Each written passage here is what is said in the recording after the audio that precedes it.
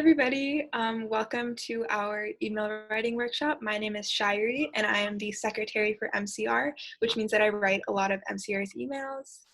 And I'm Arvin. I'm the treasurer of MCR, and I'll also be trying my best to explain some of these emails. All right, so let's get started with our objectives. Arvin, if you want to go over those. Yes. Our first objective is to recognize the elements of an effective email and identify the appropriate times to send these emails.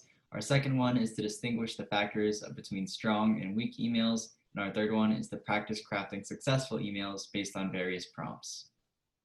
All right, so we're going to get started with objective one, which, as Arvin said, is recognizing the elements of an effective email. So first, just some fun facts about emails in general. The first email was sent in 1971 by Ray Tomlinson. Almost 2.8 million emails are sent every second, and people check their emails about 15 times a day. All right, so we're going to dive a little deeper into all of these parts, but basically we'll be looking at the structure of an email, which is your subject line, your greeting, how you introduce yourself, the purpose for your email, then any other extra information on your request, your contact information, the closing, and then your sign off.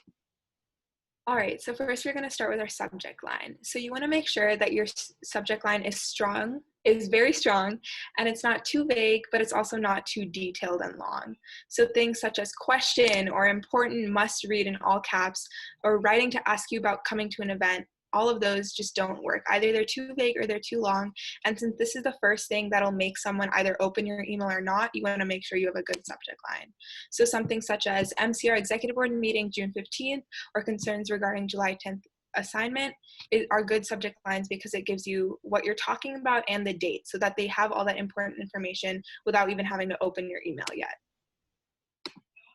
All right, so next is your greeting. You must address your recipient by name, so you don't want to say anything like, hi, hey, what's up? You want to say something like, dear Mr. Blank, hey, everyone, or to whom it may concern, depending on who you're writing your email to, so that they know that this email is meant for them. If you just say hi or hey, you don't know that that email was meant for them. So if you use their whole name, then it makes it unique and personal, and they know that they're supposed to be reading that email.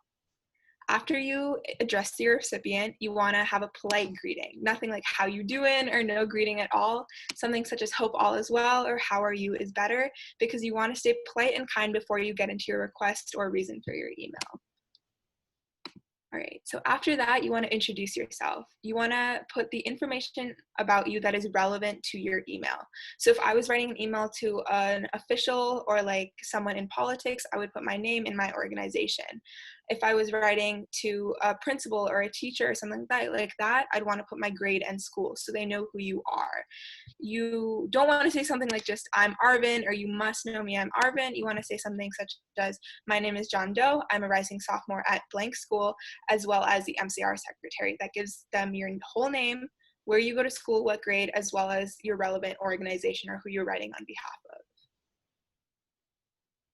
All right, so then next you want to go to your purpose for your email. You want to get right to the point and you want to be brief, but include all the important information.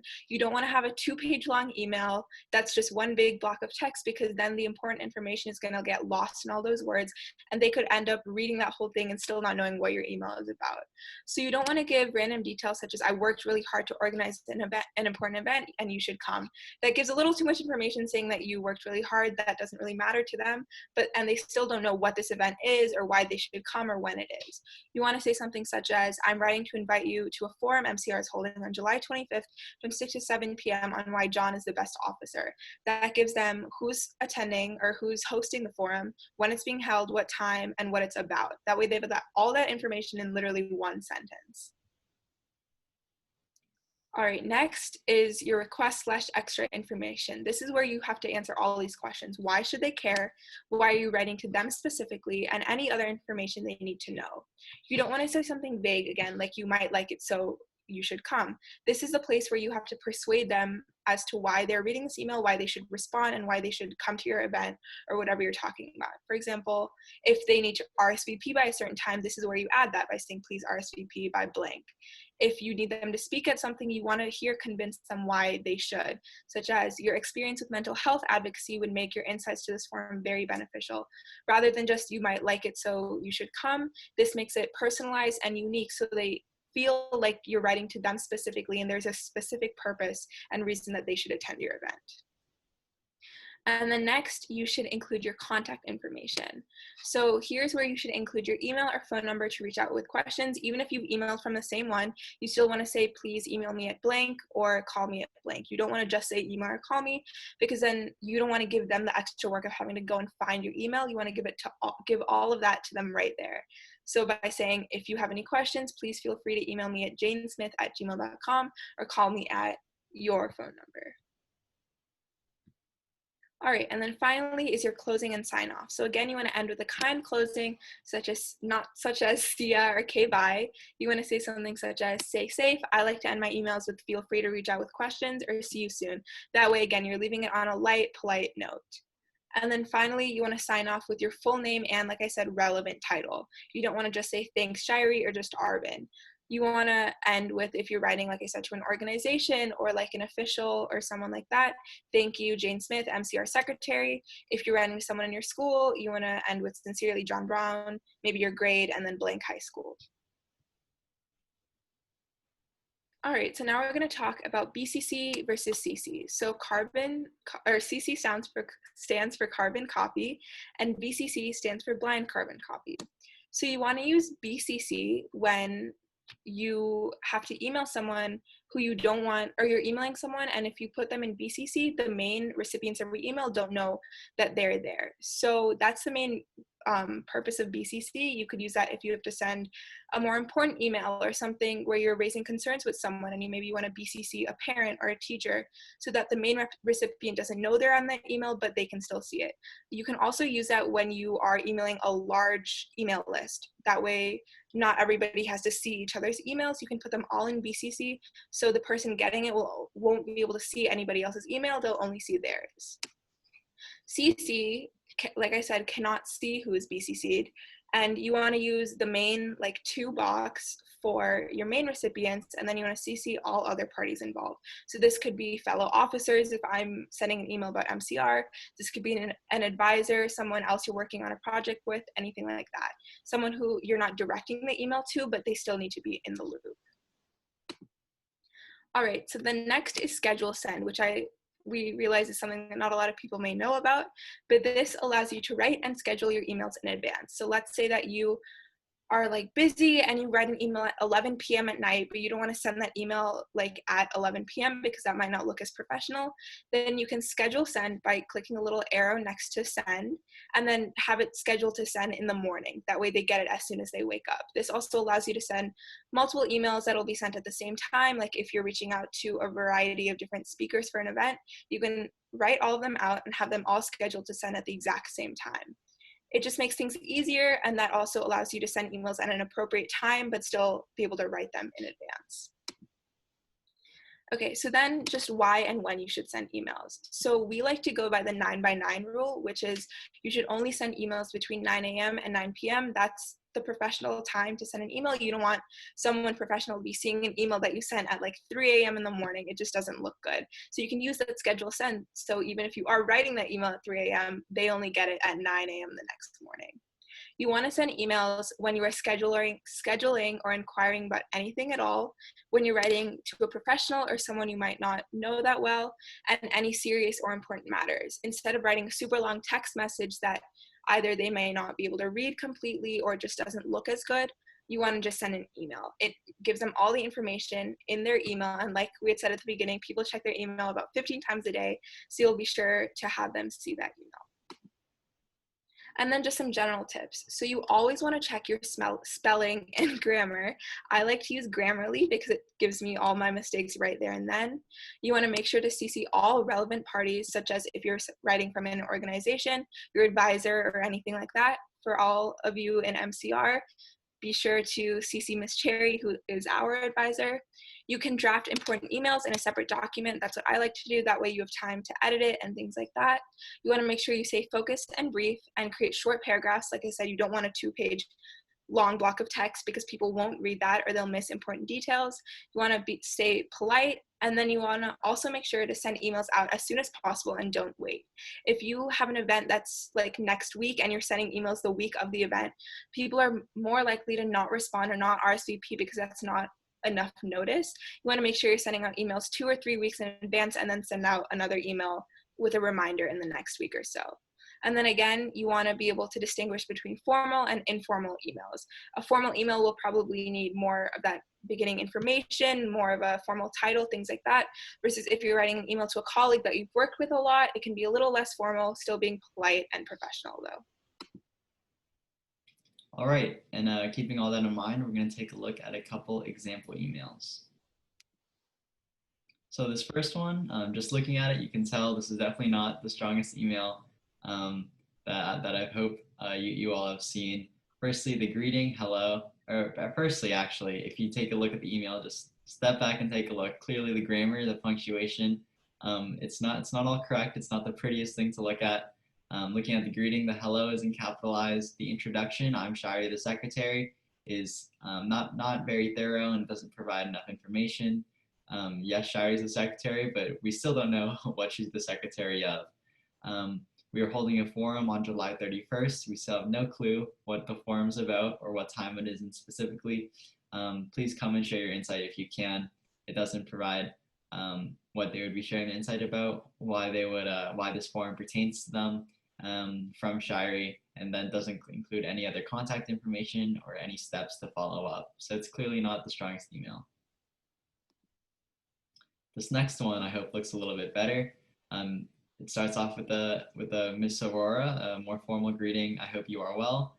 Some pleasantries, just having a polite tone across the email. My name is John Doe, the treasurer of MCR SGA. We are a countywide student government association that works to serve the high school students of MCPS. So John goes ahead and introduces himself as well as the organization he's affiliated with, and then talks about the purpose for writing the email. I'm writing to invite you to a forum you're holding on why John is the best officer. The event will take place on July 31st from 6 to 8 p.m. And since you know me so well, I believe that your insights would be very beneficial and it would be excellent if you could attend. So in this email, he then frames the context of the forum, when it is really specifically, as well as inviting them and then explaining why that the forum pertains to them. It's important for them to come. And then some contact information, further steps are included. To let us know of your availability or to answer any questions, please do not hesitate to reach me at john@gmail.com or mcrsga@gmail.com. I look forward to hearing from you. Thank you, John Doe, MCR Treasurer. So he signs off with friendly closing, and as well as contact information, and then again his name and relevant title. So now with those two emails at models, we're gonna take a look at some emails and determine whether they're strong or weak. For the ones we like, we'd see if we'd quickly swipe right if we like the email. If we don't like it so much, we would swipe left. So we're just gonna take a look at each email and determine if it's a good one or not so much. So this first one, Mrs. Principal, I hope all is well. My name is John and I am a freshman at your school. I'm writing to urge you to not allow teachers to assign homework next weekend. It is important to the mental health of my peers to do so. Please let me know if you would like to talk about this issue further. Thank you for your time, John. So this is clearly a stronger email. John has a more formal greeting and introduction, as well as why he is writing. He then encourages the teacher to reach out again. Formal greeting, as well as the content of the email, is strong, not too much, but thorough, and then signs off with his name. This next one, my name is John and I am an MCR. We would like to meet with you to talk about legislation on February 12th. Let us know what time works for you. So you can pretty much immediately tell that this is a weaker email. Not really a formal greeting or much of an introduction outside of I'm John and I'm from MCR. Not explaining what his title as an MCR is or even what MCR is in general.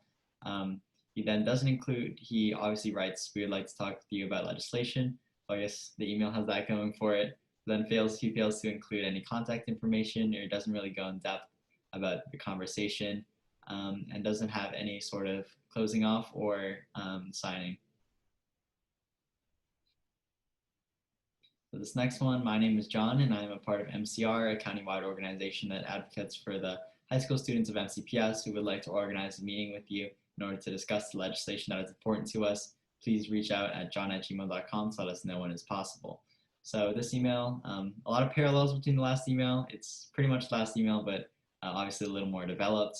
John includes a more formal introduction of himself as well as a little bit of an explanation as to what the organization he's from is. MCR is a countywide organization. And then he would like to organize a meeting and then leaves his contact information as well as just being less abrupt and more polite. In this last email, hi Jane, I hope you're well. This is John, the director of the finance department. My department would love to work with yours in order to put on an event for students on distance learning. We have some ideas that we would love to discuss them with, and we would love to discuss them with you in a meeting. How does the 14th sound, John? So this is obviously a less formal email, but given the context, it's more appropriate to send. John and Jane are clearly in the same organization and are more familiar with each other than John might be with, say, his principal or the representatives he's reaching out to.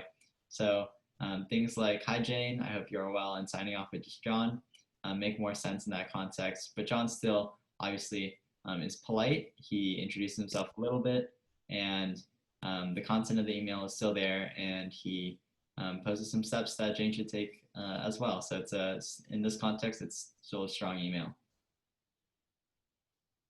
All right, and then our third and final objective will be practicing crafting successful emails. So we will be doing this through a thing that we like to call speed emails. So now it's your turn to write some emails. We're gonna show you 2 prompts, I believe, in the next 2 slides, and we want you to write a successful email based on the prompt. You can have fun with it. You can choose any subject. The prompts are pretty vague, but make sure you write a strong email. And if you would like to do this, you can always email us what you come up with at mcr.sga@gmail.com, and we'll be sure to look at them and respond to you. And yeah, let's get started. So our first prompt is to write an email to a celebrity to schedule a time to meet with them. Be sure to include why you want to meet with them, why they should meet with you, and details and information. So if you would like to write this on your own, here's where you can pause the video and go do that. If not, we'll continue. So when you're writing this email, no matter what it's about, the people like celebrities or representatives or politicians get thousands of emails a day. So you want to make sure from your subject line to your greeting to everything, you're making your email unique, and you're going to be that email that they decide to click on. So by doing that, you want to give them all the information right there, so it's less of a burden for them to follow up. You want to give who you are first off, like all your titles, like I said, relevant information. Then your really unique part needs to be why they should meet with you. You really want to persuade them. If it's like, we're having a forum and we believe that your work on blank project or something will make you a very valuable asset or something like that, all of that information needs to be there. Then you also want to include all the dates, times, and how to reach out to you and how to follow up with you. Like I said, you want to make their job following up as easy as possible by including your contact information, all the details of the time of the event, when, where, all of that things. If you have all of that information, it'll make them so much more likely to respond to your email and attend your event, rather than just just being very vague and not sending all the information that they need. All right, and then the next prompt would be to write an email to your principal to show your support to change your school's mascot. Be sure to include what the old mascot was and what you think they should replace it with and why. So again, with this email, you in this email want to be as persuasive as possible. You want to include statistics, quotes, anything like that, facts that would reach out and really persuade them as to why the past school mascot wouldn't work. And then also you need to have new ideas and solutions. If you send an email to somebody like a representative or like in this one, a principal, but you don't have a solution to the problem you're talking about, it makes them less likely to respond or want to talk to you and figure out what we can do about it. If you add a solution, such as in this email, what the new mascot should be, it'll make them more likely to respond and want to sit down with you. This email is kind of mirroring what an email talking to a representative or a politician would look like if you want them to support a certain bill or talk to them about certain policy issues. So yeah, like I said, make sure to then also end your email with, please feel free, like we can set up a time to talk further. That way, if you don't want to write a super long email with all your statistics and facts, you can set up a time to talk to them and continue to persuade and get them to agree with your point. All right, and then that's it for us. Then now we'll be doing an objective review. So thinking back to our first objective to recognize the elements of an effective email and identify appropriate times to send emails, we took a quick look at the structure of an email as well as some things around email writing that are important to keep in mind. For our second objective, which was to distinguish factors of strong and weak emails, we did the email swipe activity, looking at some example emails. And for the third objective, we finally practiced crafting successful emails based on various prompts by the speed emails activity. All right, well, thank you all for watching this video. If you have any questions or comments, or you want to send us the emails that you wrote, please feel to reach us at mcr.sga@gmail.com, and we'll be sure to respond to you. Thank you all, and we hope that this helped you write better emails for the future. Thank you. Bye.